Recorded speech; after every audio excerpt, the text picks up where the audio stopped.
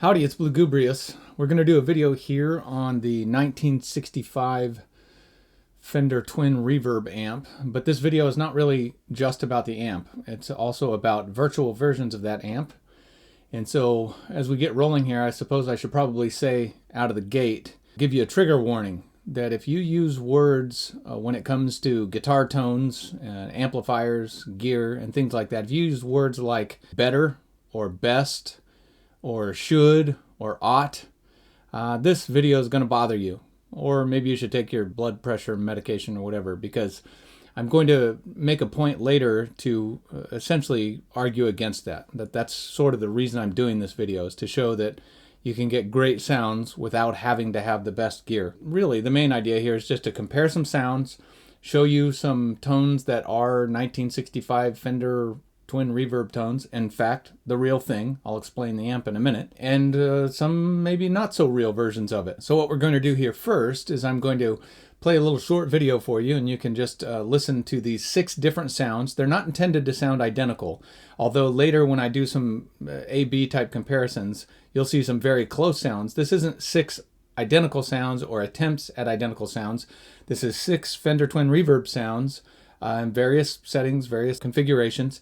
And the real goal here isn't to see if you can pick the real or the virtual or whatever. The first listen is just to ask the question, are these good? Are they usable? I know good is a value word, but what I mean is good for recording. Good enough to use in a recording, good enough to make music with. That's the idea. Useful. Can you use these tones? So listen to the tones. It'll be about 45 seconds. And at the end of it, then we'll dig in and I'll actually take you to the DAW, to Reaper here, and do some fun blind tests and do some side-by-side comparisons of sounds that are twin reverb sounds, and ask the question, is there a way for us to get these sounds without having a real 1965 Fender Twin Reverb? Again, for the record, a part of this sound you're going to hear is a real 1965, and I'll explain that later, how that came to be. So listen to the tones. I will be right back, and here you go.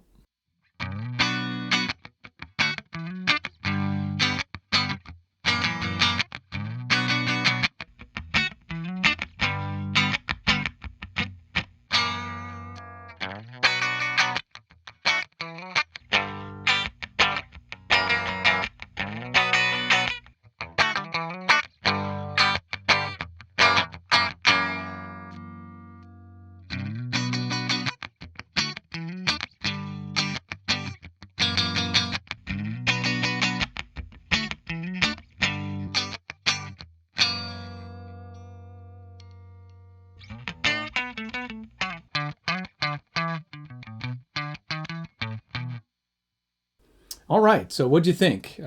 Did you think those sounded useful? Did they sound close? Did they sound fake? Did they sound vintage? Did they sound, I don't know, what are the buzzwords that we like to use for guitar tones?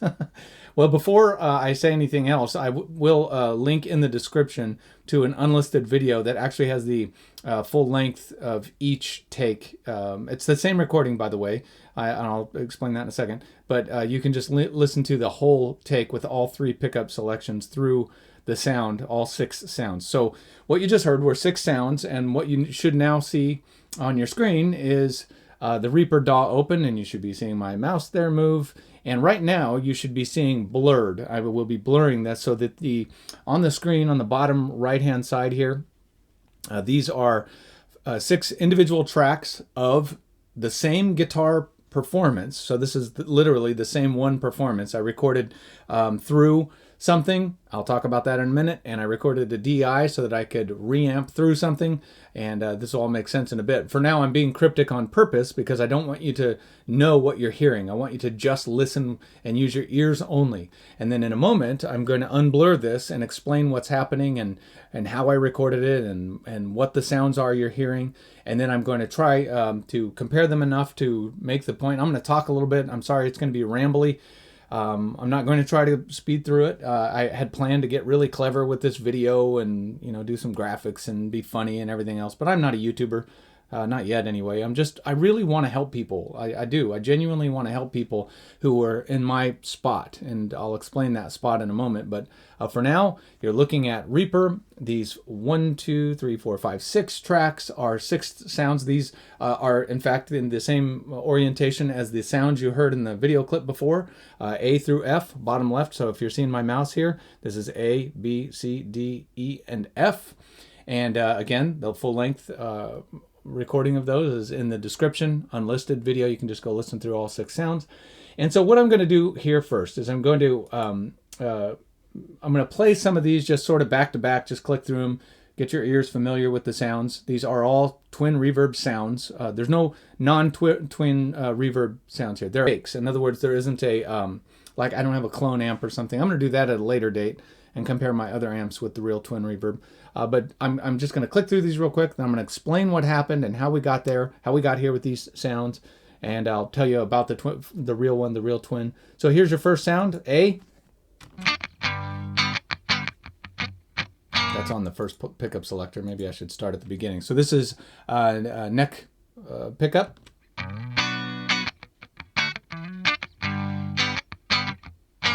All right. Now, these two are going to sound the most alike. I'll explain it later, but for now, A and B will sound a lot alike. So here's B, neck pickup.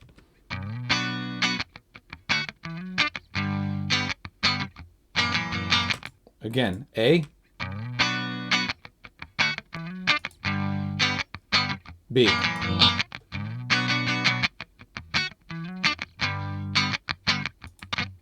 All right, now we'll go to the first pickup selector. Bridge pickup, A, B, A, B. Now fourth pickup selector, the John Mayer pickup or Stevie Ray Vaughan.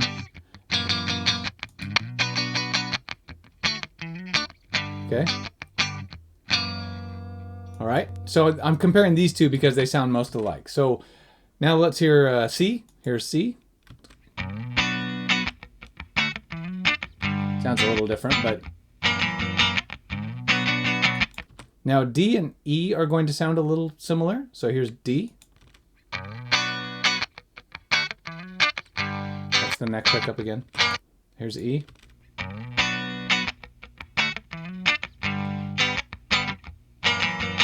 And then finally here's F.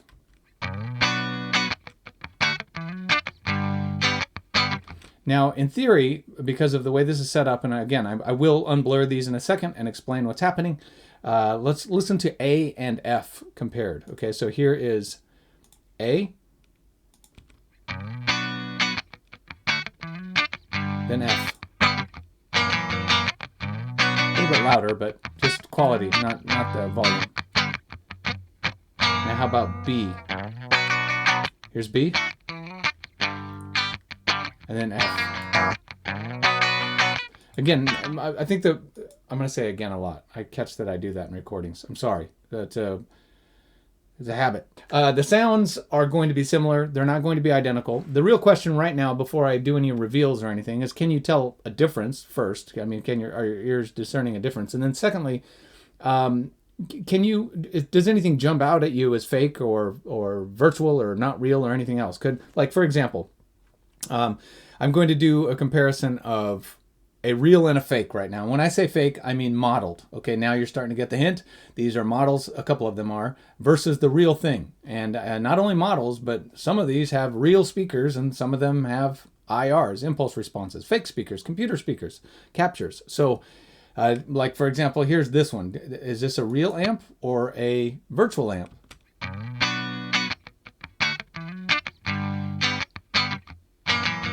Okay, now here, is this a real amp or a virtual amp?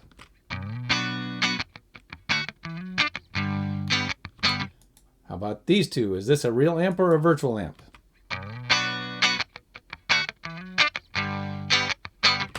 Real or virtual?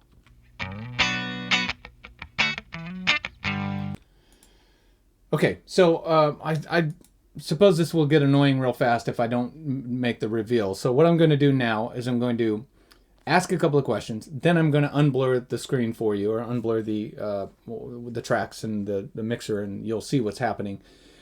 What I'm going to tell you I did is I took a real 1965 Fender Twin Reverb, and yes, it is real. It is not a reissue.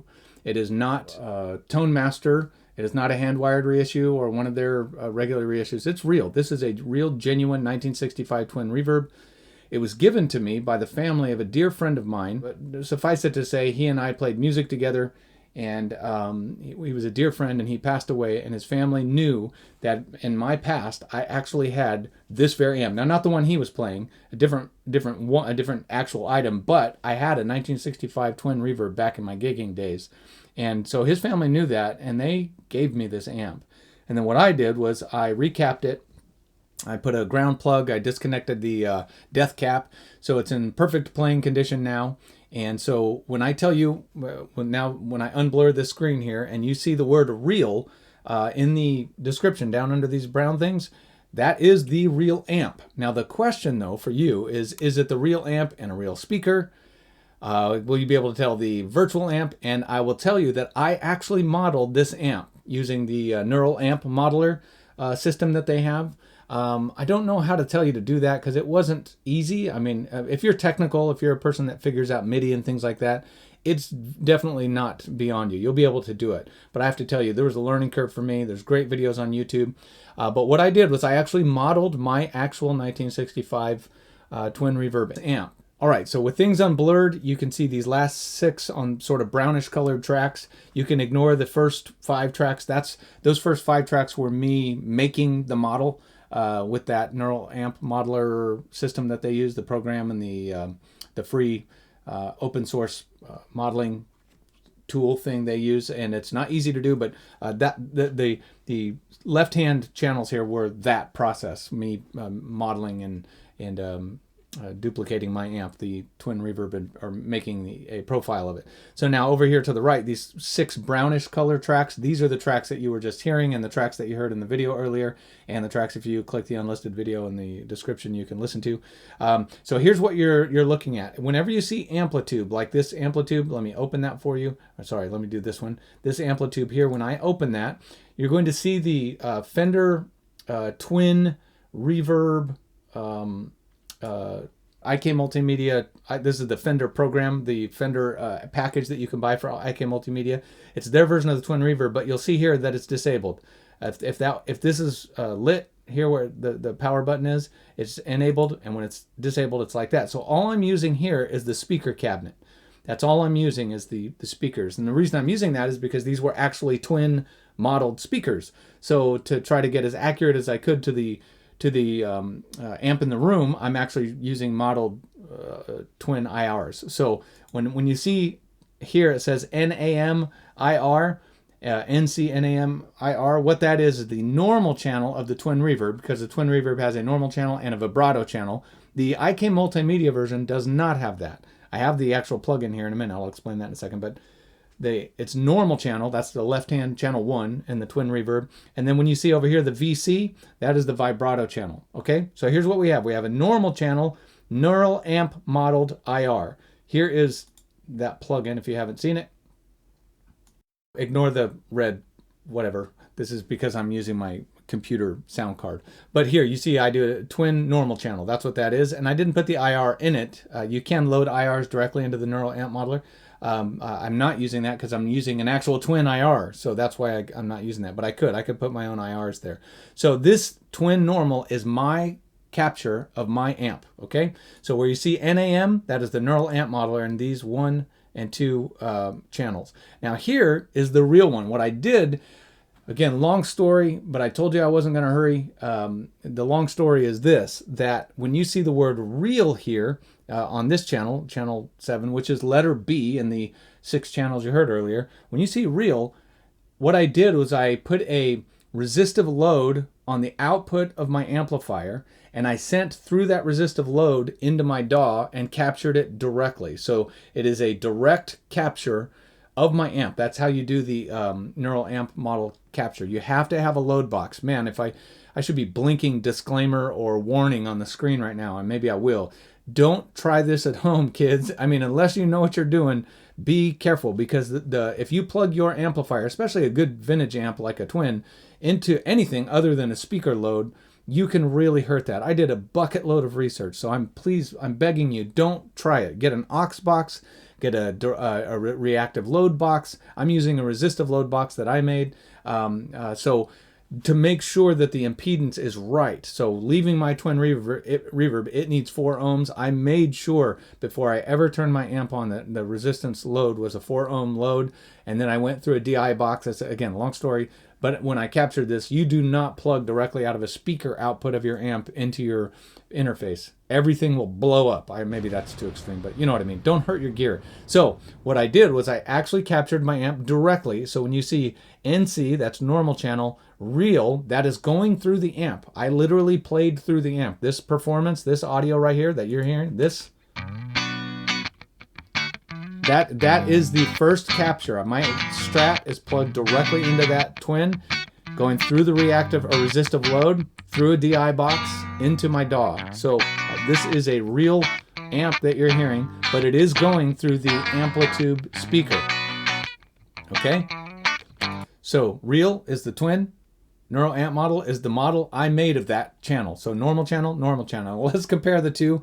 This is the funnest thing for me to do. And the reason it's fun is because I know many people would love to have a real 1965 Twin. I had one 20 or something years ago. I had to sell it for food. Providence has seen fit to give me another one, and now I have another one. It's in better shape than my first one. It's in perfect, almost mint condition. You saw the picture earlier, and I love it. But it's loud. I don't play it that often because I play my Joyo amps because they fire up instantly. I don't have to heat up my room. So I know it's weird to have this wonderful amp and not play it much. But now what I have is a model of it, and it's hilarious how good it sounds. So listen to these two again. So I'm going to unmute the real one, and we're going to listen to the model that I made and compare them back and forth. So here's real one. Okay. And here's the model of that real one, same channel. Going through, so these two are going through the same model speaker, the IR, the IK Multimedia IR, but one of them is the model I made, and one of them is the real thing on the exact same settings. So, real one, model, pickup selector 1. Model, real one. I'm telling you, even in the room, I had these going through my Yamaha studio monitors, and I was playing both of them. Literally had my guitar playing through both of them, and I had my family come out here, and I was A-B'ing them. So I had my son who's musical, my daughter who's musical, and then my wife who has listened to me talk about twins my entire musical life, saying to themselves in the room, did you switch it?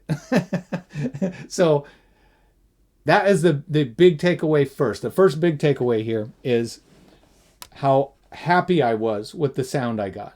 Just how I feel very confident using that model and playing it if I want a Fender Twin Reverb sound. Now let's do a little more work here. And I know, again, I said I promised you I'm not going to feel guilty for taking your time. I really want you, if you're a guitar player, to know you can have great sounds without spending tons of money.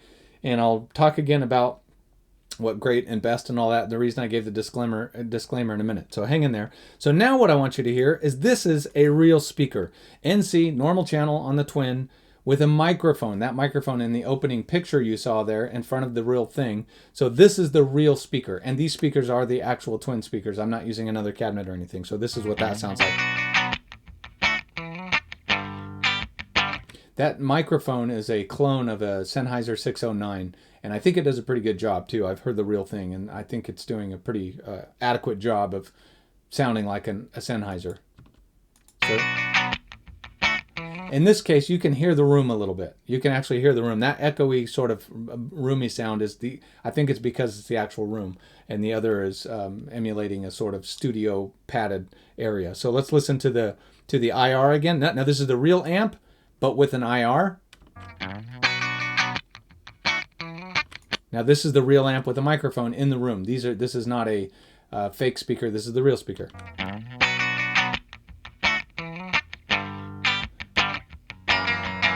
And let's listen to that fourth pickup selector. So that's what it would sound like if I was miking the amp for real, playing this kind of music, bluesy kind of funk in the room. That's what it would sound like, and this is what it would sound like with the model. Sorry, this is what it would sound like with the model. All right, so those are the normal channel. I also captured and profiled, if that's what you call it. I think that's what you call it. Profiled the vibrato channel. I don't love the vibrato channel on this particular setting. If I were playing live, I would crank it and do some things to make it sound a little different. But so here's the real speaker. This is the vibrato channel with the speaker. This is fourth pickup selection toward the neck, the middle and the neck pickup. And then here's the capture of that same setting with an IR. So that's a model. This is a plugin doing this. This plugin right here. This guy.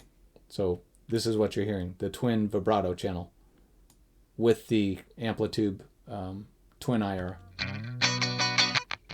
So model, real. Now here's sort of, I could spend more time on that, but I really like the normal channel sound. That normal channel you're hearing here on this video is the sound I love coming from a twin reverb. All right, here's the last thing. The last thing is, if you don't have a vintage amp to model so that you can turn it into a plugin and use it in your DAW, what about the plugins that you can buy? So now this last channel is purely just IK Multimedia amplitude. That's what it is. In this case, it is the amp, the Fender Twin model, and it's on. And so the DI that I recorded from the guitar is going through amplitude only with its amp and with its speaker in the software and the plugin. And so now when you hear this is that sound. And I'll be honest with you, I happen to really love this sound. I can't even lie and say that maybe it isn't the sound I prefer in all of these. So here's that sound.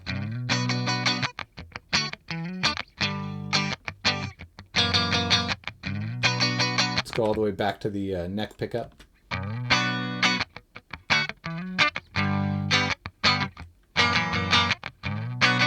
Now in the IK Multimedia Twin, they don't have, at least I can't find it, maybe it's there, they don't have a distinction between the normal channel and the vibrato channel. So I captured them just so that I personally could have both sounds when I record and make music. So I don't know that you can exactly replicate that in the Amplitude software, but let me do it again. Let me compare the IK Multimedia full plugin, so it's just a plugin, the Fender plugin, with the the models and the real amps that I have here that I made or that I captured. Okay, so here's the IK Multimedia. Here's my model with the IK IR, all the lingo, IK IR. I'm way not cool enough to talk like that. So here's the model.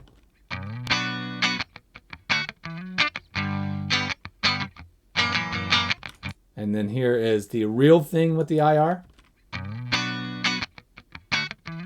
I'm just blown away at how close the neural amp modeler that I captured of this real amp in this setting sounds just like it. I mean, it's really close. Not perfect, but man, close enough for rock and roll, that's for sure. Okay, now, so let's compare IK again. Here's IK, the whole plugin. No models that I made. No real thing. Now here's the real thing. And then here's the model. Might as well compare the speaker too. So here's the speaker version. That's the speaker in the room with the real amp. And then here's the IK again. And here's the vibrato channel with the real speaker. I almost said that sounds authentic because it's the real thing. There's a microphone in front of it. And then here's the model. That sounds pretty good too. That would make a good sort of lead kind of sound there.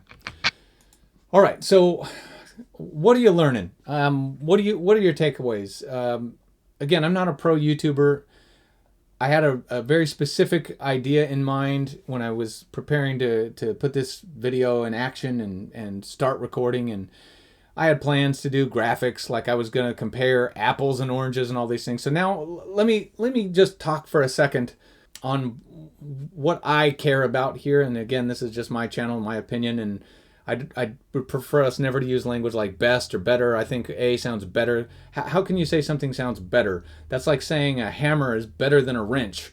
That's the analogy I keep using. I keep telling my family that when I see people pontificating on YouTube about amps and sounds and gear, I always think it's a crazy thing to talk about, because what if I'm playing, I don't know, heavy metal or something? I'm playing thrash metal or dark metal or something, which I don't play much of that. But what if I were?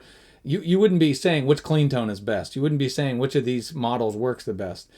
You pick the tool for the job. If you need to loosen a bolt, you use a wrench. If you need to bang a nail, you use a hammer.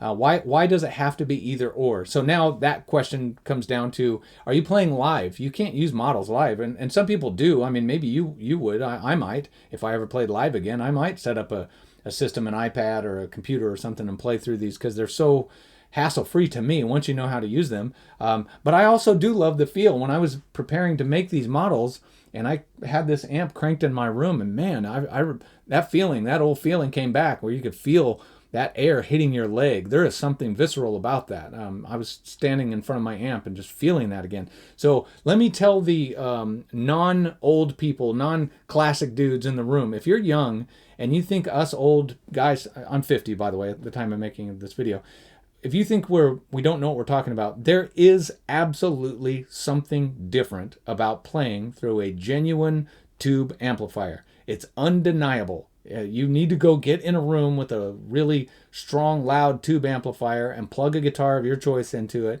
and make it plenty loud so that it almost hurts your ears, and hit a big old E chord or play a lead, and you will know what we're talking about. It is, yes, we might be boomers or whatever else thinking of the good old days, but the fact is it is different to play a tube amp. But what I'm telling you here today, if making music, having good sounds, recording good sounds, having authentically vintage sounding gear, if that's something you want but can't afford, or don't have the situation where you can play real things, like in my case, this was given to me. I would never have had another one if it wasn't given to me. I also have a 1962 brown face up there. I don't play those because frankly, I'm happy with other sounds. I like the sounds of my cheap stuff, and I love the tones of it. And I think I'm getting pretty faithful recreations of the tones I love. So I don't feel obligated to use old things because they're expensive or rare or any other thing. And maybe that's our takeaway. That's what I'd like you to take away.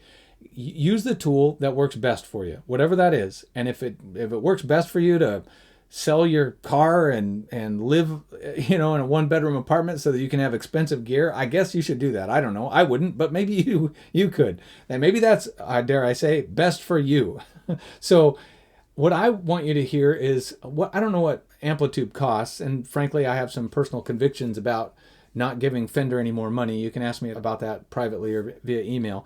But I can tell you, there are good sounding plugins out there. If you're making music and using an interface and recording in your computer, man, there's good sounds out there. And that's what I would tell you. Don't think you're missing out. That's the big takeaway. Don't think you're missing out by not having expensive gear. What good is it to have all the best gear if you don't have anything worth playing anyway? It's like having the best microphone in the world and having nothing to say. So I would just challenge you. For me, the experiment here was to essentially figure out what I already knew, which is I was getting sounds I was content with cheap gear and with plugins. I already knew that. But once I got this amp given to me, and I love this amp, I cherish it. I absolutely love it. It means so much to me. The sentimental value of the family that gave it to me, it's so precious to me. I can't even lie to you. It isn't because it's vintage or because I feel authentic or like Stevie Ray Vaughan or anybody else. It isn't that at all. It's just because it's an heirloom, and I love the family that gave it to me. But the sound is undeniable. I love the sound of a Fender Twin Reverb. I love it. It's one of my all-time favorite sounds.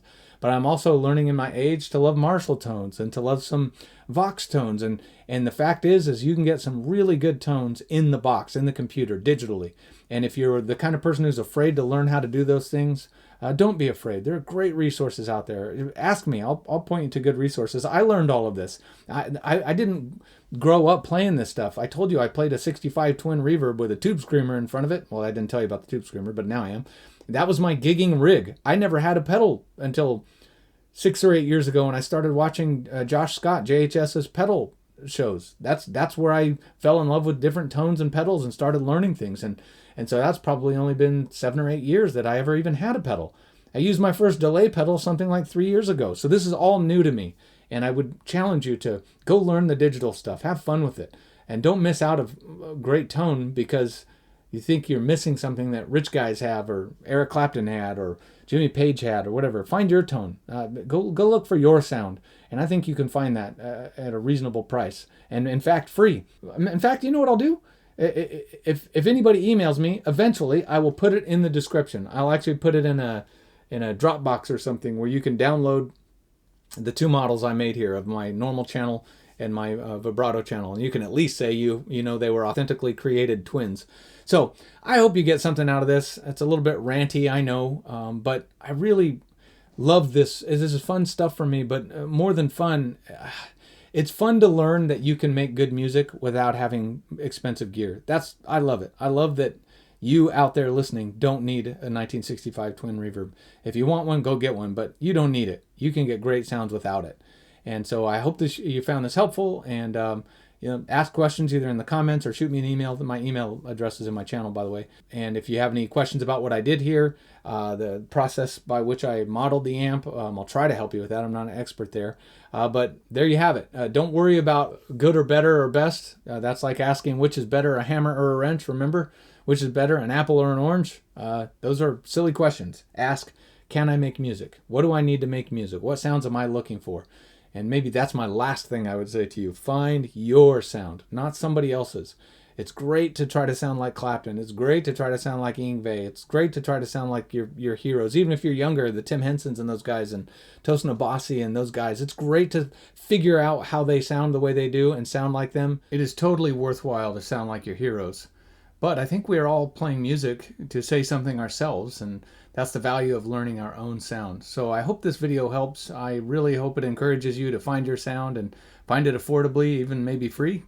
And I really appreciate you watching. If you watch this whole thing, I am very, very grateful for that. So I hope it helps. Take care.